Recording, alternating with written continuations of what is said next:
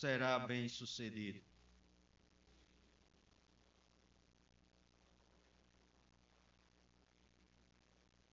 Por isso os perversos não prevalecerão no juízo, nem os pecadores na congregação dos justos. Todos, pois o Senhor conhece o caminho dos justos, mas o caminho dos ímpios perecerá. Amém? Podeis sentar a igreja. Convido o reverendo Jailson, que estará ministrando um cântico, e em seguida o irmão Emanuel.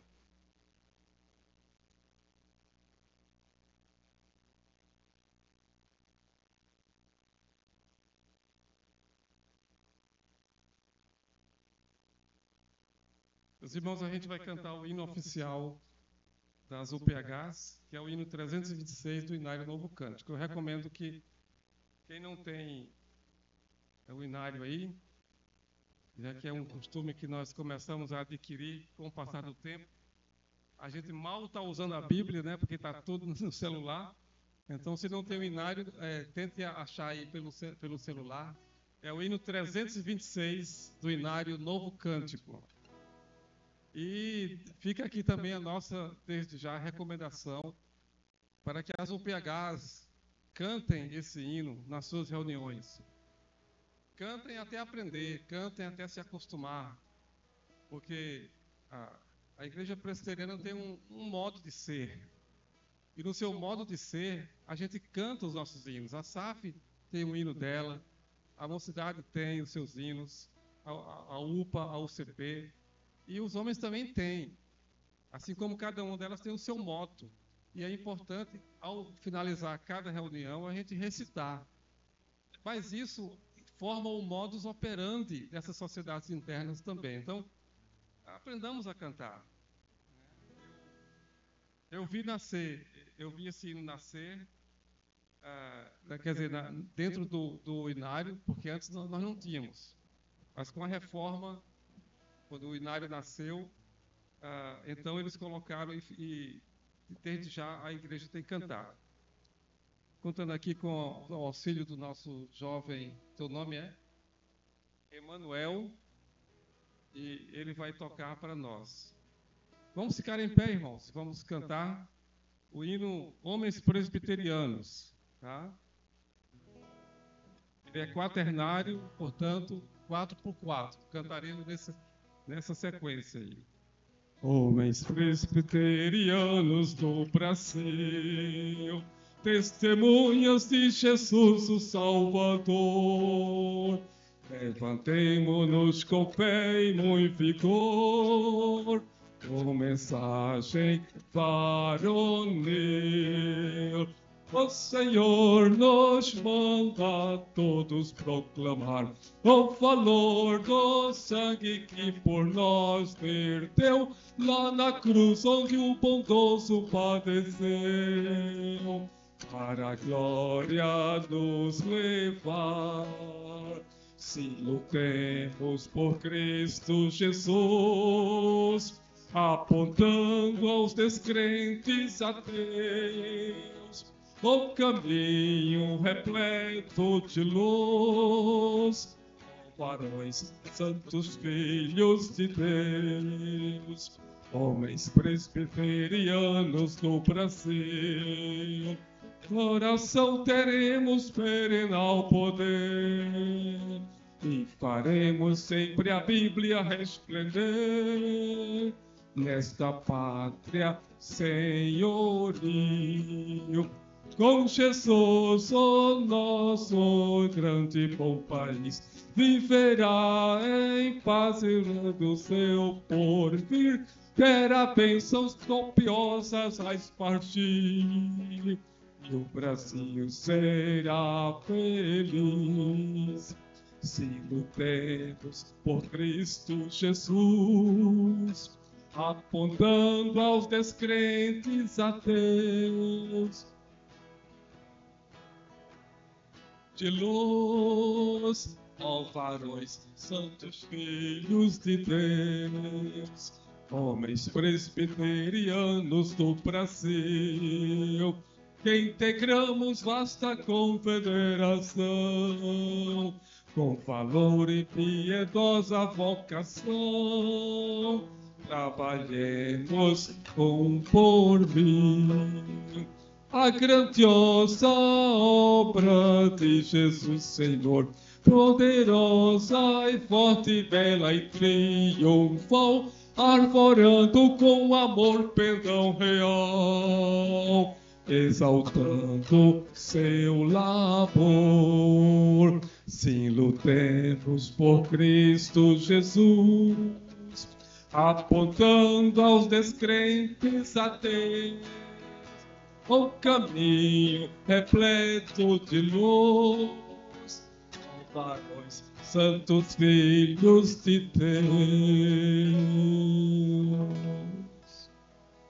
Amém, que assim seja, que a gente se anime. Ao final, nós recitaremos o moto, e se alguém não sabe, é só abrir o celular que está lá, né? Só escrever moto da UPH, que está lá tranquilo. E aprendam a cantar nas suas reuniões, tá bom? Que Deus seja engrandecido no cântico deste louvor. Amém. Assentemos.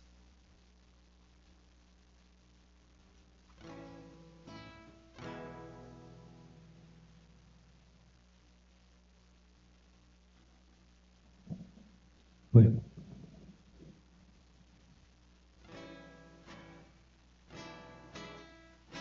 Amém. Vamos cantar aqui, porque o Senhor vive, podemos crer no amanhã. Amém. Acredito que todos conhecem. Deus enviou seu Filho amado para morrer em meu lugar. Na cruz morreu por meus pecados, mas ressurgiu e vivo com o Pai está. Porque Ele vive, posso crer no amanhã. Porque Ele vive, temor não há, mas eu bem sei, eu sei que a minha vida está nas mãos do meu Jesus, que vive está. E quando enfim chegar a hora em que a morte enfrentarei, sem medo então terei vitória, direi a glória ao meu Jesus, que vive está. Porque Ele vive, posso crer no amanhã. Porque Ele vive, temor não há, mas eu bem sei, eu sei que a minha vida está nas mãos do meu Jesus, que vive está. Porque Ele vive, posso crer no amanhã. Porque Ele vive, temor não há, mas eu bem sei, eu sei que a minha vida está nas mãos do meu Jesus, que vive está. está nas mãos do meu Jesus, que vivo está.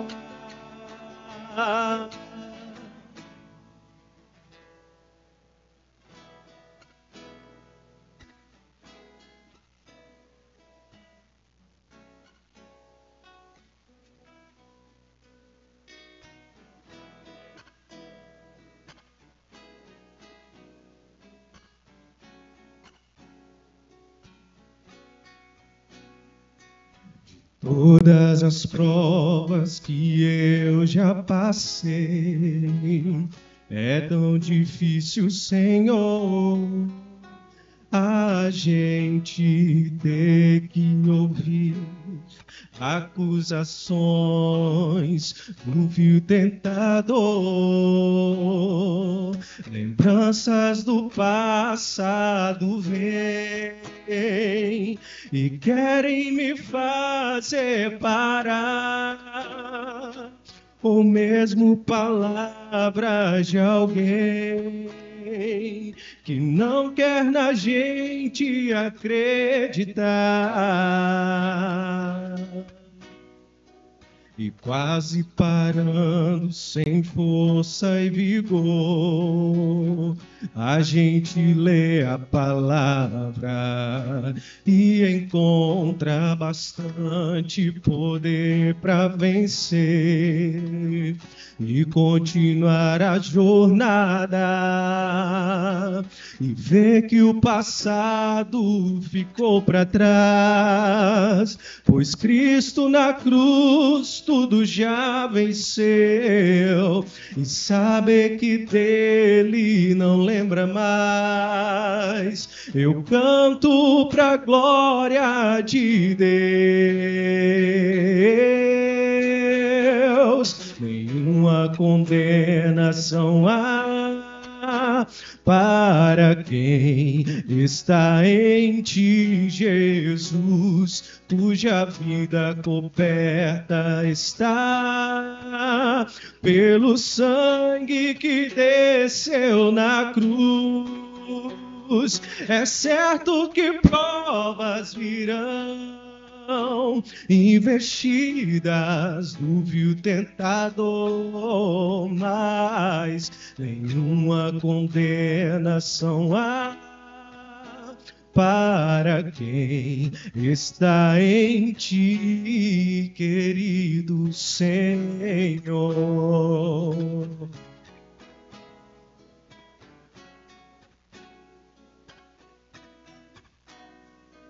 E quase parando, sem força e vigor, a gente lê a palavra e encontra bastante poder para vencer e continuar a jornada, e ver que o passado ficou para trás, pois Cristo na cruz tudo já venceu, e saber que dele não lembra mais. Eu canto pra glória de Deus, nenhuma condenação há para quem está em ti, Jesus, cuja vida coberta está pelo sangue que desceu na cruz. É certo que provas virão, investidas do vil tentador, mas nenhuma condenação há para quem está em ti, querido Senhor. Nenhuma condenação há para quem está em ti, Jesus, cuja vida coberta está pelo sangue que desceu na cruz. É certo que provas virão, investidas do vil tentador, mas nenhuma condenação há para quem está em ti, querido Senhor. Para quem está em ti, querido Senhor. Amém. Glória a Deus.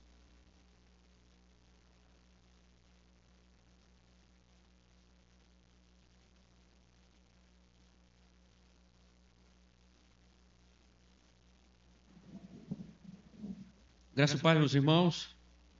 Vamos abrir as Escrituras no Salmo de número 2.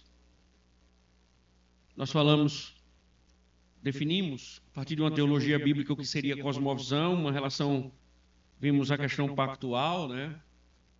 Nós somos mordomos porque Deus nos coloca como sacerdotes, reis da criação. Agora nós vamos entrar no mesmo tema, sendo que nós vamos agora explorar os mandatos, como eles implicam, né, para a questão da mordomia. Então vamos ler, a princípio, o Salmo de número 2. Salmo de número 2. Convido os irmãos que encontrarem, ficar de pé, que a gente possa, neste momento. Salmo de número 2. Porque se enfurecem as nações e os povos imaginam coisas vãs. Os reis da terra se levantam e as autoridades conspiram contra o Senhor e contra o seu ungido, dizendo: vamos romper os seus laços e sacudir de nós as suas algemas. Aquele que habita nos céus dá risada, o Senhor zomba deles. Na sua ira, seu tempo lhes falará, e no seu furor os deixará apavorados, dizendo: eu constituí o meu rei sobre o meu santo monte Sião. O rei diz: proclamarei o decreto do Senhor. Ele me disse: você é meu filho, hoje eu gerei você. Peça e eu lhe darei as nações por herança e as extremidades da terra por sua possessão. Com uma vara de ferro você as quebrará e as despedaçará como um vaso de oleiro.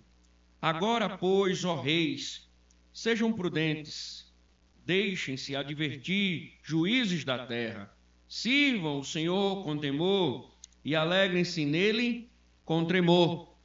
Beijem o filho para que não se irrite e não pereçam no caminho, porque em breve se acenderá a sua ira.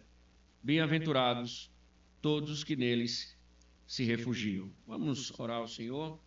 Pai bendito, mais uma vez rogamos as suas misericórdias para que o Senhor possa, ó Deus, nos assistir mais uma vez, nos dar entendimento na tua palavra, que as tuas verdades, Senhor, elas possam de fato brotar em nossos corações, que as tuas verdades também possam permanecer, ó Deus, em nossos corações, para nos guiar e andarmos sempre nos teus caminhos.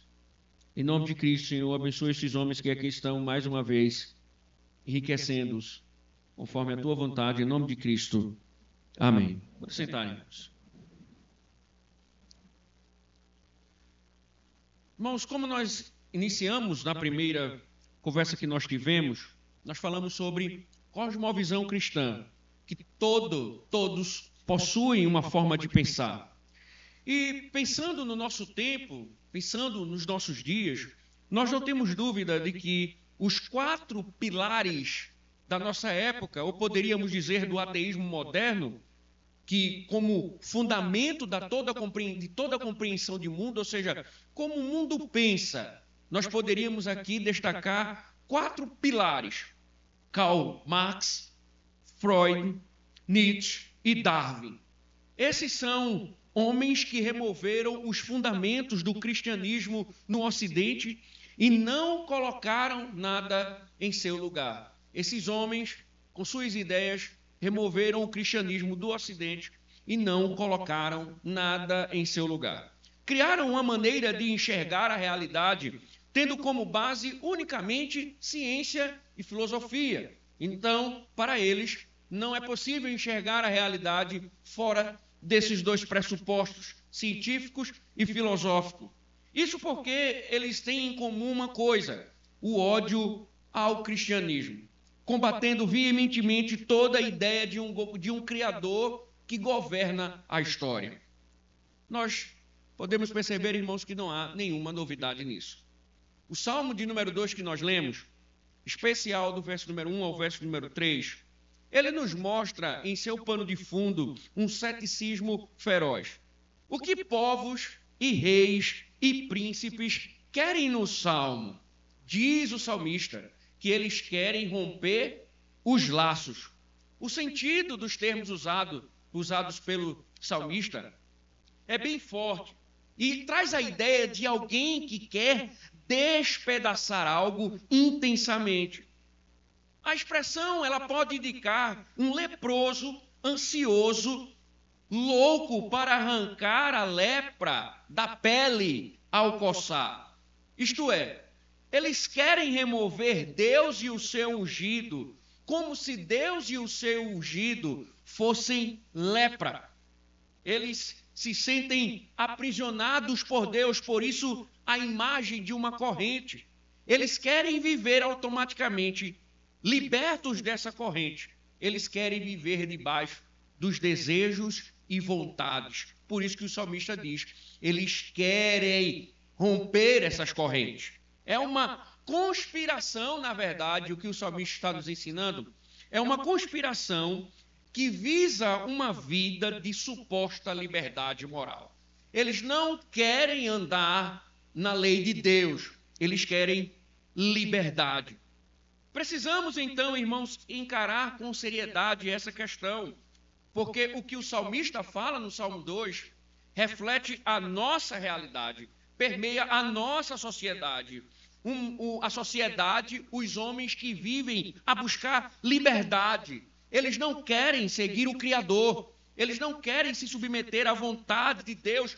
Tudo que tem vestígio do Criador, eles querem banir da raça humana.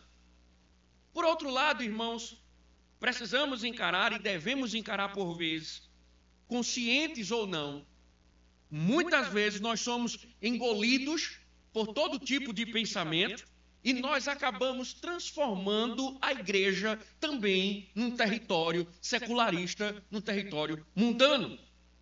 Ora, não foi nesses últimos tempos que recebemos ou que percebemos a crescente apreciação pela psicologia, por exemplo, nos gabinetes pastorais? Não vimos nesses últimos dias o pragmatismo romper as barreiras do tradicionalismo, trazendo uma adoração mais liberta, uma adoração mais alegre? Também considere que nós estamos vendo em nosso meio, estamos vendo no seio da igreja, no seio daqueles que dizem amar a Deus e amar a sua palavra, nós não estamos vendo pessoas defendendo aborto, marxistas, lulistas, entre tantas outras coisas dentro da igreja, e simplesmente diante disso, o que nós estamos considerando? Nós estamos considerando somente como opiniões. Qual é então a nossa responsabilidade diante de tudo isso? Precisamos urgentemente ter uma cosmovisão correta. Um mordomo, um verdadeiro mordomo, um mordomo bíblico, ele precisa ter uma cosmovisão correta. Como ele vai ser um mordomo do Senhor se ele não tiver sua mente cativa à palavra de Deus? Automaticamente, nós precisamos entender os mandatos que nós vimos, mandato espiritual, mandato social e o mandato cultural, porque são importantíssimos para direcionar a vida daqueles que entendem que são mordomos do Senhor. E diante do que Paulo disse da renovação da mente, diante do que Paulo fala do conhecimento agora adquirido, agora temos que viver de uma forma diferente, ou seja, com base naquilo que conhecemos, é que nós vamos observar esses mandatos que são cruciais para a renovação da nossa mente, automaticamente uma vida que glorifique a Deus. Então nós vamos começar com o mandato espiritual. Não irei trabalhar todas as premissas, os elementos dos mandatos. Precisaríamos de 3 palestras para trabalhar cada mandato, mas eu vou tentar aqui pegar as coisas mais importantes dentro da estrutura dos mandatos para ver e relacioná-los com a nossa vida como mordomos. Então vamos começar primeiro com o mandato espiritual. A princípio, precisamos contemplar o 7º dia da criação. Abra comigo Gênesis capítulo 2. Nós lemos, mas vamos observar novamente. Gênesis capítulo 2, verso de número 1 ao verso número 3. Gênesis capítulo 2, verso número 1 ao verso número 3.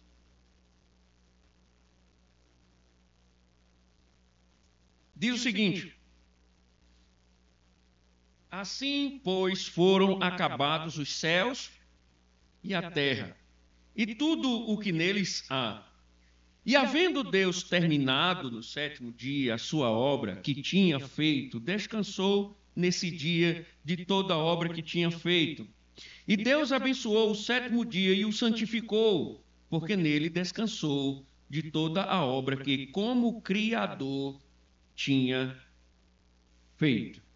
É interessante, irmãos, porque todo o habitat humano estava pronto para receber a obra-prima, o homem e a mulher.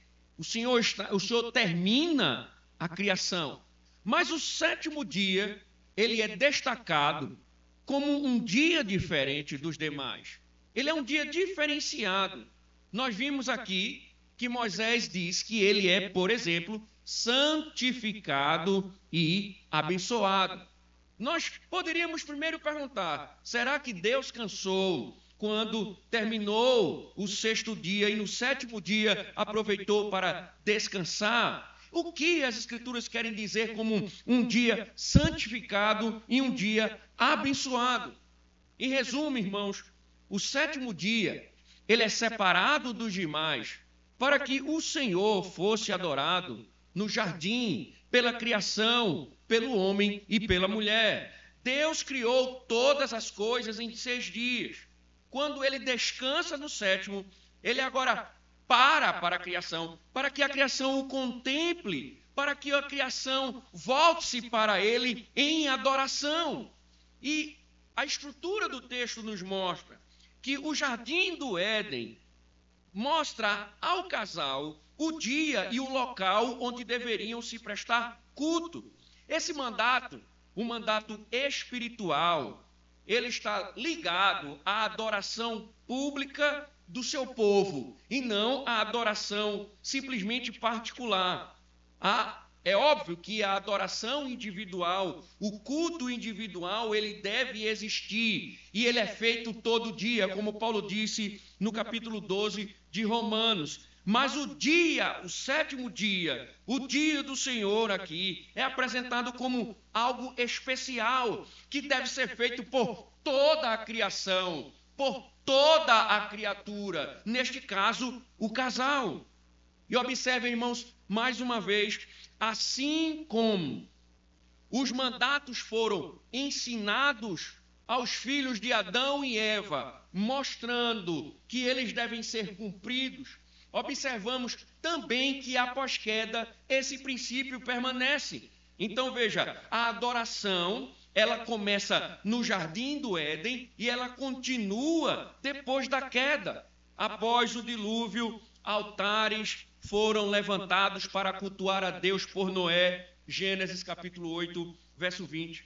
Os patriarcas levantaram altares para cultuar ao Senhor. Gênesis 12, Gênesis 26, Gênesis 28, Gênesis 33. O povo de Israel, por ordem de Deus, fabricou um tabernáculo simbolizando a presença de Deus no meio do seu povo. Êxodo capítulo 40, Deus diz a Moisés que Moisés deve libertar o povo para que o povo o adore no Monte Horebe, Êxodo capítulo 3. Só Moisés apresenta vários pontos teológicos que se destacam e que devem ser destacados e que serviram como instrução, por exemplo, para o povo que havia saído de um Egito pagão, de um Egito de uma adoração idólatra. E fica claro nos escritos de Moisés para Israel que eles deveriam cultuar crendo em Deus, que Deus como Criador, ele deveria ser adorado por todas as coisas. Também Moisés deixa claro que ele não apenas é o Criador, mas Moisés vai dizer, vocês devem adorar ao Senhor, porque Ele é Senhor dos céus, Ele é provedor, Ele é o provedor do seu povo, Ele é o sustentador do seu povo. Deveriam também adorar a Deus em virtude da libertação, em virtude de Deus ter salvado os mesmos, o seu povo. Em Deuteronômio capítulo 5, você vai ver que Moisés, quando dá a lei do Senhor, ele diz com relação ao culto, ele diz que eles assim devem fazer, porque o Senhor livrou eles do Egito. Então, não temos como negar e não podemos perder de vista o impacto teológico e didático da narrativa da criação e suas implicações para um povo que acabou de sair do Egito. O Dr. Daniel Santos, em seu artigo, ele diz que a plantação da igreja no Éden afirma que o Éden é um lugar especial, porque Deus nele se encontrava com o ser humano para ter comunhão com ele, no dia que foi devidamente santificado para esse fim. Alternativamente, poderíamos dizer que o Éden não foi idealizado para ser o habitat do ser humano, mas sim o local de encontro onde criatura e criador desfrutariam de um interminável relacionamento de amor e conhecimento que seria a fonte inspiradora para o domínio esperado. Isto é, irmãos, o jardim era o lugar de encontro de Deus com o homem. Era o lugar onde Deus encontrava o homem e onde o homem encontrava vida em comunhão. Temos nesse lugar uma mensagem teocêntrica, numa expressão máxima. Logo, o jardim é de Deus para o homem, para que o homem desfrute de bênçãos e comunhão. A ideia do jardim é como um templo que representa a presença do Senhor com o homem e a mulher. Esse era um lugar de delícias. O homem foi feito para desfrutar dessas delícias, adorando ao Senhor. É nesse sentido que o nosso catecismo, eles, na verdade, tanto maior como menor, na sua primeira pergunta o seguinte: qual é o fim principal do homem? Não é evangelização, não é fazer congressos, nada disso. A resposta é objetiva e profunda. O fim principal do homem é glorificar a Deus e gozá-lo para sempre. Nos mandatos, então, cultural e social, o homem se relaciona com aquilo que é materializado, palpável, com a fisicalidade da coisa. No mandato espiritual, o homem se relaciona com um ser puramente espiritual, imensurável, imutável, todo-poderoso, tripessoal, onisciente, onipotente, transcendente e imanente. Então, a comunhão, ela deveria ser exercida no andar com Deus diariamente. O mandato espiritual significa andar com Deus diariamente, cultuá-lo diariamente e uma vez cultuá-lo publicamente. É ter um relacionamento de amor, honra, devoção e louvor. A cada sétimo dia, esta comunhão deveria ser expressada de uma maneira mais completa e rica. Então, esse mandato trata do seu povo adorando o Criador. Deus adorando ou sendo adorado pelo homem. É um relacionamento. Um mordomo, então, aqui, é um servo prostrado diante de um Deus Criador que exige adoração. E este servo, como um bom mordomo, antes dele servir o mundo como mordomo, ele serve, antes de tudo, ao seu Criador. Aqui se estabelece um princípio importante, porque um bom mordomo vive a vida diante de Deus. E isso, irmãos, como nós acabamos de ouvir, não só se manifesta numa vida privada, mas numa vida pública. O nosso problema, irmãos, é que o mundanismo entrou nas igrejas. O mundanismo entrou nas igrejas e tem destruído a adoração. Tem acabado, por exemplo, publicamente com a nossa adoração. Tem tirado das nossas almas a preciosidade do dia do Senhor, da guarda do dia do Senhor. A igreja, nesses dias, tem desprezado a adoração, tem trocado a adoração por coisas banais. Deus coloca uma mesa para o seu povo todos os domingos, mas o seu povo rejeita, porque tem se tornado mundano. E muitas vezes isso tem acontecido com os homens liderando seus lares, que não levam mais suas famílias à adoração. Homens que lideram os seus lares, que não estão preocupados mais em conduzir as suas famílias para a adoração comunitária, para comer dessa mesa que está sendo posta. O diabo tem convencido que a adoração não é tão importante assim. E o que a Escritura está dizendo é: alguém que despreza a adoração, alguém que despreza o culto, alguém que despreza o dia do Senhor, não é um mordomo. Não pode ser um mordomo. Porque a verdadeira mordomia, ela começa, antes de tudo, de um serviço prestado ao Senhor. É só observar. As igrejas que mais desprezam a adoração pública são as igrejas que têm se mostrado mundanas. Quanto mais se despreza o culto, mais mundanas elas se revelam. Pois quem não adora ao Senhor não vive diante do Senhor. Mordomo, primeiro, ele tem que cumprir o mandato espiritual. Adão pecou porque não adorou a Deus. Quando a serpente disse: coma que você não vai morrer, e ele comeu, ele violou os 4 primeiros mandamentos da lei de Deus. Quando ele obedece à serpente, ele teve um Deus além do Senhor. Quando ele obedeceu à serpente, ele ali adorou uma imagem. Quando ele acreditou na conversa da serpente, ele disse que Deus era mentiroso. Ele usou o nome de Deus em vão. E quando ele comeu no sábado, no dia do Senhor.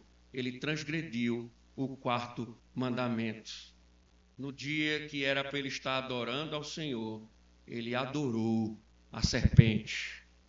Não há mordomia bíblica se não há adoração. Se não há adoração ao Senhor. Neste dia especial, irmãos, temos o envolvimento dos outros 2 mandatos. Como? O mandato social, ele seria exercido pela comunhão do povo da aliança. O mandato cultural, por meio do uso da arte na adoração, da instrução intelectual das leis, dos ornamentos do tabernáculo.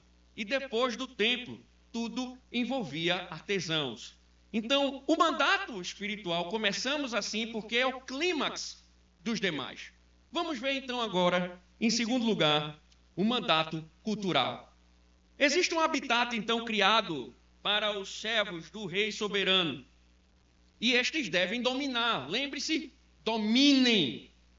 O homem e a mulher foram criados à imagem do Criador. E por isso, vimos, eles tinham a responsabilidade de dominar a terra para ele.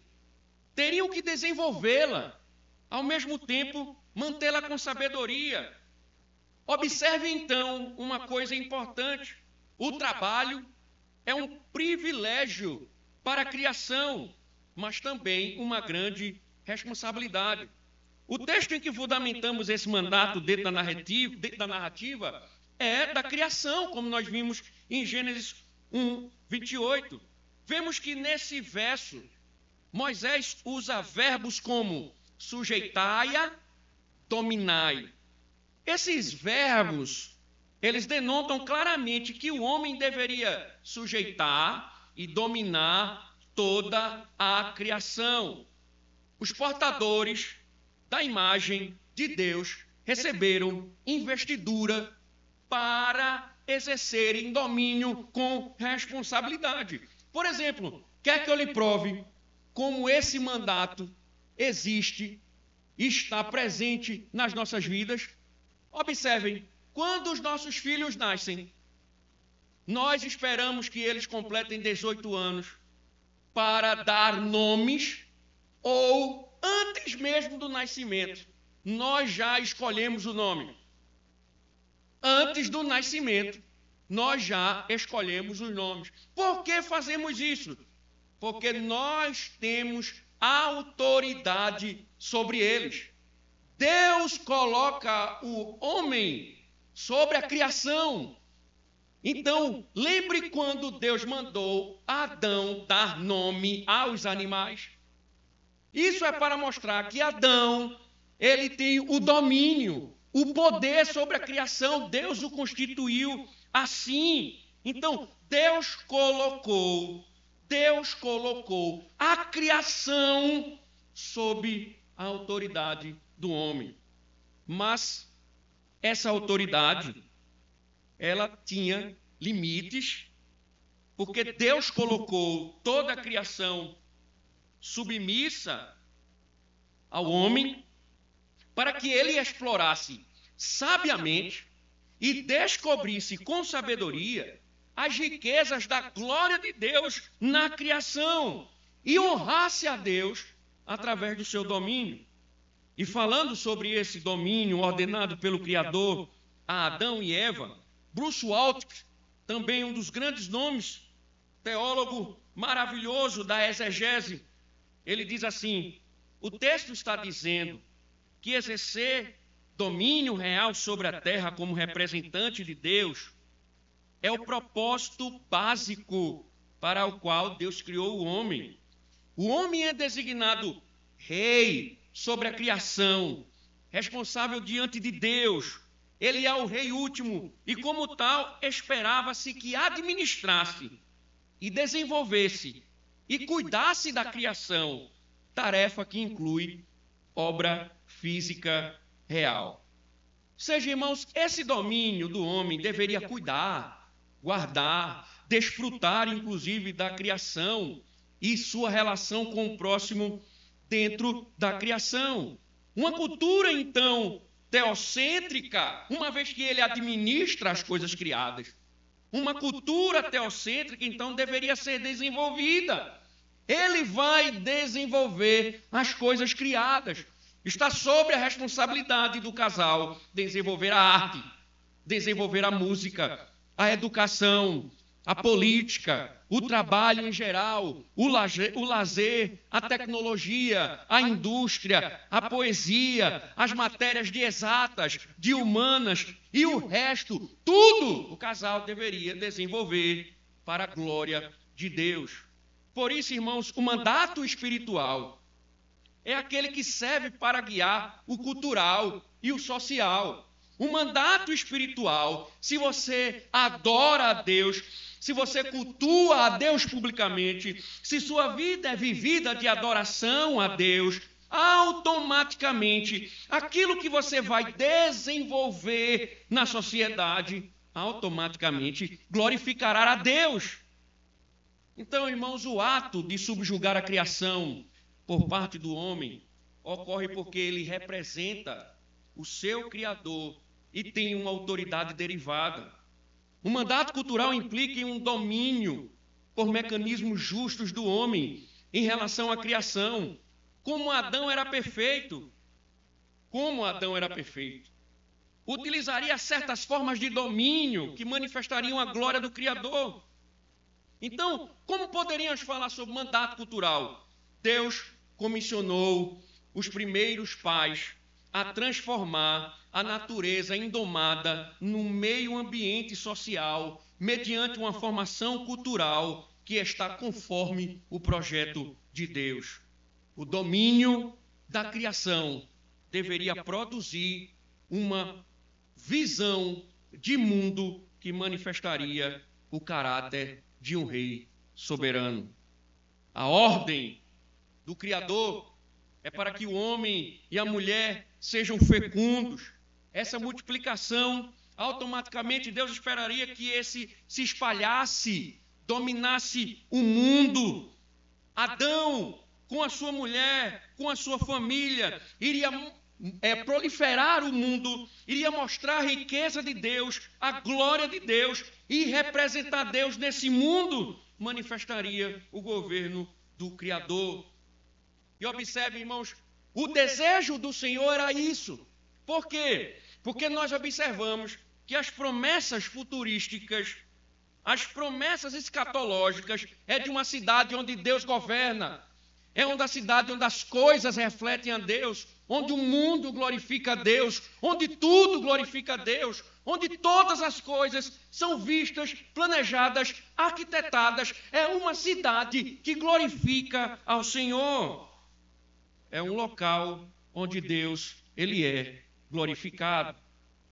Então, irmãos, o mandato cultural, por exemplo, em termos de aplicação, ensina que o trabalho não é algo puramente físico, mas, por exemplo, é uma vocação que deve servir de adoração ao Criador.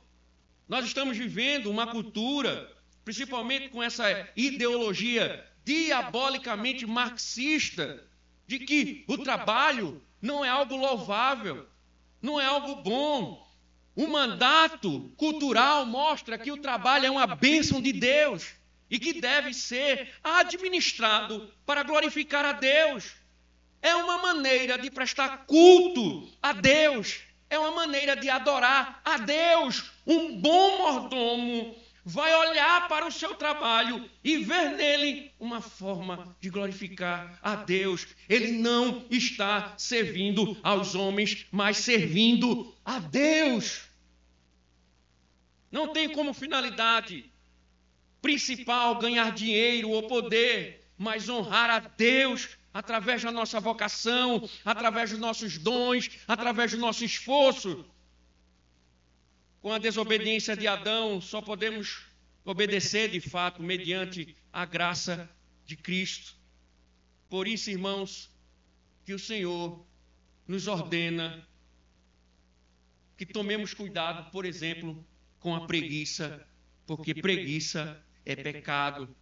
Encontramos em passagens como Colossenses capítulo 3, verso 22, a ordem de Deus para que os crentes obedeçam os seus senhores, como se estivessem obedecendo ao Senhor. Não devem obedecer para agradar aos homens, mas devem obedecer de coração e por consciência, porque estão servindo, antes de tudo, ao Senhor. Eles estão servindo a Cristo.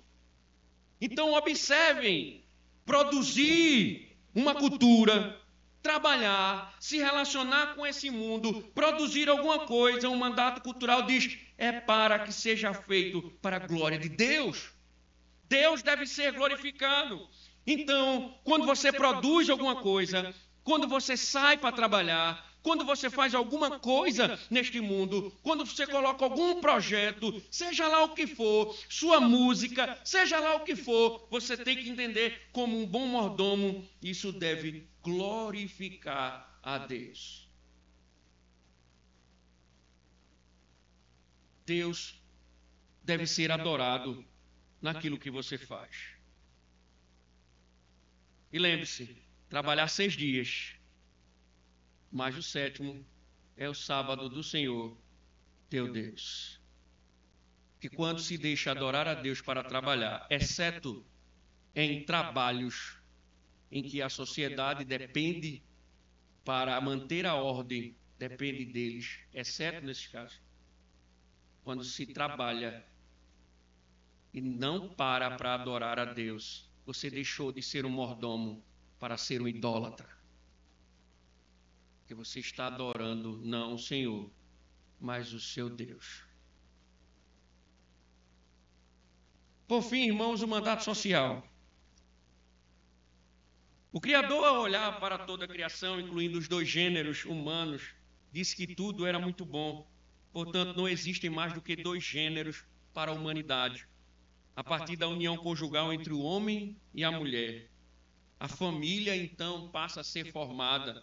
O mandato social é o fundamento do mandato cultural e o mandato espiritual é o fundamento dos dois anteriores. Por quê? Porque é a partir de um casamento entre um homem e a mulher que a sociedade seria formada, que a cultura seria desenvolvida. É a partir do casal que o mundo, a sociedade, iria se desenvolver e automaticamente o mundo iria ser produzido. Todavia, o norteador de todo esse desenvolvimento seria o relacionamento espiritual e pactual do homem e da mulher com o Criador. Entendam, irmãos, a narrativa apresenta o homem, por exemplo, como cabeça da mulher, assim como Deus é o seu cabeça. É para o homem, observem, é para o homem que é dada a ordem de não comer da árvore do conhecimento do bem e do mal. O Senhor lhe dá esta ordem, o Senhor cobra do homem. É o homem que deixa pai e mãe para assumir o cuidado de uma mulher e a liderança sobre ela. Isso não significa que a mulher é inferior, mas isso mostra que Deus estabeleceu na estrutura do casamento, por exemplo, diferentes papéis. E falando sobre o mandato social, foi dado porque Cristo fez, o Senhor fez, macho e fêmea à sua imagem. Cada um, então, deveriam cumprir o seu papel. Estavam ali colocados para liderar e eles deveriam assim fazer. Ou seja, irmão, somente na narrativa da criação encontramos os fundamentos para casamento, família, conforme as Escrituras ordenam. Foi o próprio Deus que instituiu o casamento entre homem e mulher e ordenou a multiplicação da formação da família e, posteriormente, um povo para si. Ou seja, o que Deus espera é que homem e mulher se unam no Senhor, que eles casem, que eles tenham filhos e que tanto o casal como os filhos espalhem uma cultura, cumpram os mandatos na sociedade para que Deus seja glorificado. É enchendo essa sociedade de pessoas crentes, de filhos crentes, de casais crentes, que uma cultura irá ser desenvolvida para que se glorifique ao Senhor. O problema, irmãos, é que nós estamos acatando com submissão os valores sociais do mundo. Nós deveríamos adentrar na sociedade com nossas famílias, com os nossos filhos e mostrarmos o Criador. Mas, assustadoramente, estamos sendo engolidos. Estamos permitindo que a mentalidade da época, que homens caídos, que uma cultura falida, caída, pecaminosa, estabeleçam as regras. E estamos procurando, muitas vezes, um discurso equilibrado nesse discurso tão moribundo. E o pior, observe, a coisa é tão grave que estamos vendo hoje uma crescente desgraça dentro da igreja. Como, por exemplo, ímpio se relacionando com crente, crente namorando ímpio, estabelecendo uma união com aqueles que não são povo de Deus. Assustadoramente, estamos lidando nos gabinetes pastorais com inúmeros casos de divórcios.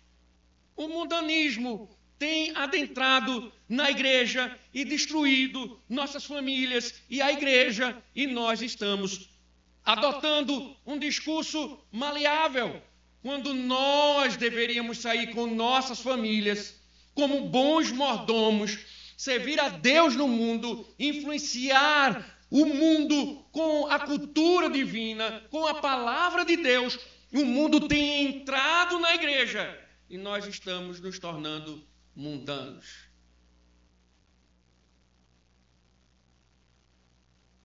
E aí, irmãos, isso tem sido catastrófico.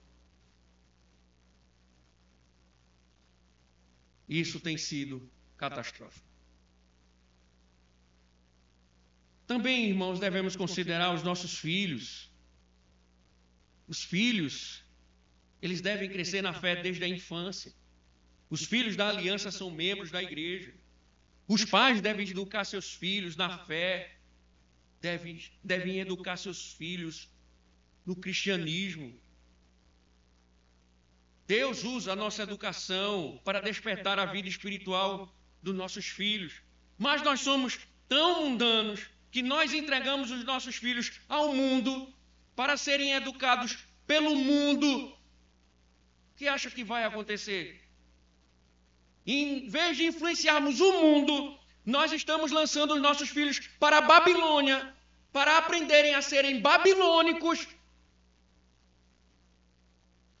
Como vocês acham, então, nossos filhos se tornarão também mundanos? Bom, irmãos, caminhando para o final. Os mandatos da aliança, ao serem bem entendidos, revelam um fundamento para uma visão correta de mundo. É no andar com Deus, conforme suas ordenanças, que somos transformados em nosso entendimento. Você só será transformado em seu entendimento andando com Deus. Certamente, irmãos, seus relacionamentos com o próximo também serão mudados. Desenvolveremos uma cultura que reflita valores morais e éticos do cristianismo bíblico. E aí, irmãos, para finalizarmos, com a queda, diferentes concepções de vida moldaram a cultura e as visões e a visão, né, da maioria dos cristãos. E muitas vezes caminham nessas visões sem nem ao menos questionar os caminhos que estão trilhando. Somente uma visão bíblica, irmãos, da realidade é possível desintoxicar de todo esse lixo cultural e se beneficiar de um correto e bom presente na cultura e na sociedade a partir da palavra de Deus. Então entenda, a cultura desenvolvida pela cosmovisão dos ímpios é um culto ao homem. Como a raiz da palavra é da mesma expressão culto, revela o que faz parte de sua essência. O fato é que toda cultura reflete um determinado culto ou cultivo de valores morais e éticos ou formas de pensamento. Como nós vimos na primeira, a cultura é a linguagem exteriorizada do ser, acumulada, aperfeiçoada e transformada ao longo dos séculos. A problemática toda, meus irmãos, em nosso tempo, gira em torno de ausência de uma mentalidade cristã. Nós dizemos que somos cristãos, mas nós não temos uma mentalidade cristã. Nós não temos uma mentalidade bíblica. Nós pensamos com o mundo. Nós dizemos que amamos a Deus. Nós dizemos que adoramos a Deus. Mas no dia das eleições, nós votamos 13. Nós votamos no abortista. Nós votamos no marxista. Numa pessoa, num sistema cultural que é contrário a Deus. Isso é uma cosmovisão mundana. Porque o cristão verdadeiro, ele segue a moral cristã, ele pensa biblicamente. Um mordomo de Deus, que cuida da criação, que interage com as coisas criadas, revela o Deus da história. revela o Deus Criador, não revela um Deus abortista, mas um Deus que cuida da família, um Deus que ama crianças e não um Deus que mata por ideologia. O problema, irmãos, é que nós dizemos que somos crentes, mas somos construídos pela mente secular. Nós nos curvamos aos psicólogos, aos marxistas, aos sociólogos, aos educadores, aos cientificistas, mas nós não nos curvamos às ordens de Deus. Por isso é tão difícil cumprir esses mandatos. Os relacionamentos, meus irmãos, sociais e culturais, eles devem ser regidos pelo relacionamento com Deus. A sociedade e a cultura devem ser interpretadas a partir de uma vida com o Senhor e não o contrário. Não é a cultura que determina o que eu faço, mas é a vontade de Deus que estabelece a cultura, que estabelece os critérios, as normas, as morais, o culto. Assim como o culto genuíno não é aquele produzido pelo meu coração.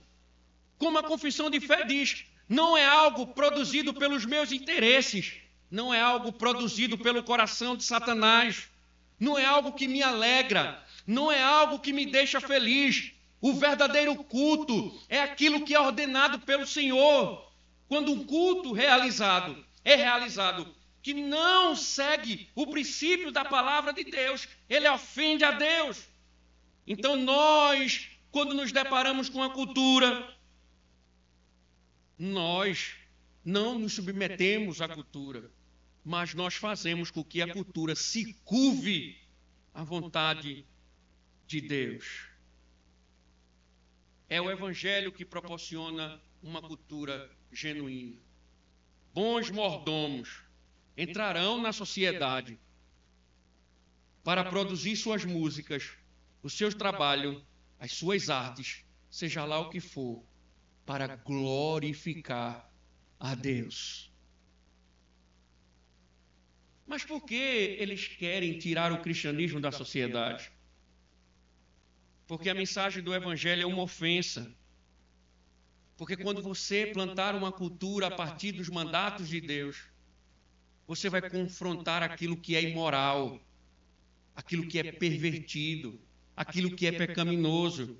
Então eles não querem que vocês influenciem o mundo, mas que vocês sejam influenciados pelo mundo.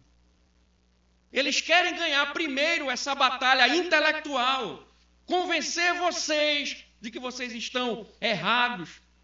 E eles começaram a ganhar esse terreno quando disseram a vocês, aqui é sagrado, ali é profano, uma coisa não tem nada a ver com a outra. Pastor Elienay, pastor das igrejas reformadas, me dizendo que trabalhava numa empresa e tinha um rapaz que estava roubando o estoque da empresa.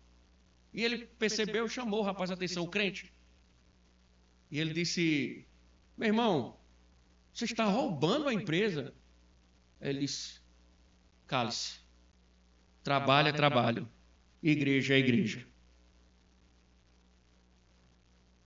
Trabalho é trabalho, igreja é igreja. Na igreja você seja santo. No mundo você pode abraçar o que você quiser. Você pode andar do jeito que você quiser. Eles começaram assim, sagrado, profano. E nós observamos que nós precisamos entrar e mostrar, é sagrado aqui, lá também é sagrado.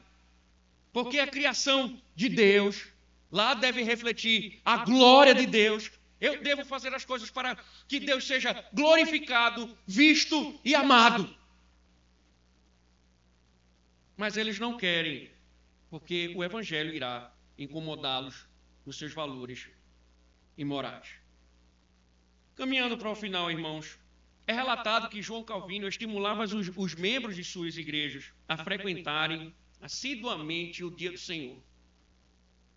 Contudo, diz os biógrafos que durante a semana os estimulava a se relacionar corretamente com suas famílias, com os trabalhos, os vizinhos e colaboradores. Dizem alguns historiadores que Calvino chegava ao ponto de trancar as portas da igreja para que os membros não utilizassem as paredes da igreja como um meio de fugir de suas responsabilidades semanais no mundo. Que eles cultuassem a Deus no domingo, mas que eles, durante a semana, entrassem no mundo e cultuassem a Deus com o seu serviço, com a cultura, com aquilo que eles deveriam fazer no meio da sociedade. Certa vez um sapateiro foi convertido e perguntou a Lutero: agora, Lutero, o que eu faço? Ele disse: faça sapatos para a glória de Deus. Essa posição, irmãos, aparentemente radical de Calvino, expressava uma cosmovisão bíblica reformada, de não permitir que a vida de culto do povo de Deus seja algo isolado da realidade, mas aplicada como nós vimos em cada mandato. Porque muitos podem aqui adorar a Deus em quatro paredes, mas esquecerem das obrigações de cultuar a Deus publicamente no meio da cultura. O culto dominical, na verdade, deve servir de combustível, de instrumento. A palavra deve ser recebida, a comunhão deve ser praticada, visando santidade no mundo. Servir a Deus no mundo, numa cultura cristã. Então, irmãos, finalizamos. Quando andamos na aliança, estamos impactando onde vivemos, com o poder de Deus. As nossas escolhas revelam o nosso caráter, revelam quem nós somos. Como corretamente declarou o Colson sobre os efeitos de nossas escolhas motivadas por uma cosmovisão bíblica, por uma mordomia bíblica. Ele disse: em toda ação, estamos fazendo uma de duas coisas. Prestem atenção, por favor. Em toda ação, estamos fazendo uma de duas coisas. Ou estamos ajudando a criar o inferno na terra, ou trazendo para cá o antegozo do céu. Ou estamos contribuindo para a condição despedaçada do mundo, ou estamos participando com Deus na transformação do mundo para refletir a sua glória.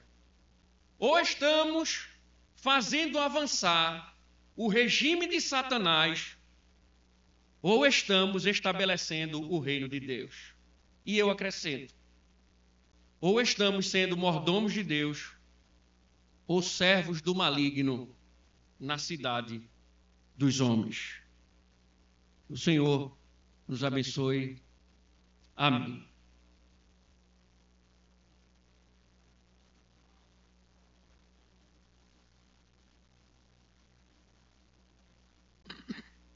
Fale agora ou cale-se para sempre? Tem não. Todo mundo entendeu. Eu fiquei feliz porque todo mundo entendeu as duas. Só o pastor Jair que estava com a dúvida. Pode? Ó. Irmãos, vamos ficar de pé, vamos agradecer. Eu mais uma vez agradeço ao presbítero Dutra pelo convite. Espero que tenha sido, para mim foi um momento de comunhão, de enriquecimento. Espero que tenha sido para todos os irmãos. Que Deus possa abençoá-los, aqueles que vão somente retornar, que o Senhor possa protegê-los e guiá-los no caminho. Oremos ao Senhor. Bendito Deus, obrigado, Senhor.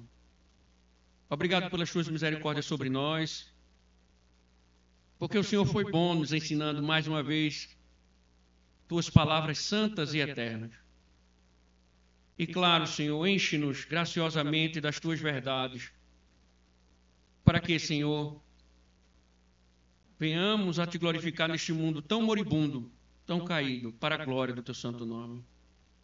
Abençoe, ó Deus, também esses homens que irão retornar para os seus lares. Que o teu favor, a tua graça possa dirigi-los. E que as tuas misericórdias, ó Deus, estejam sobre eles. Em nome de Cristo, muito obrigado, Deus. Obrigado, Senhor. Amém.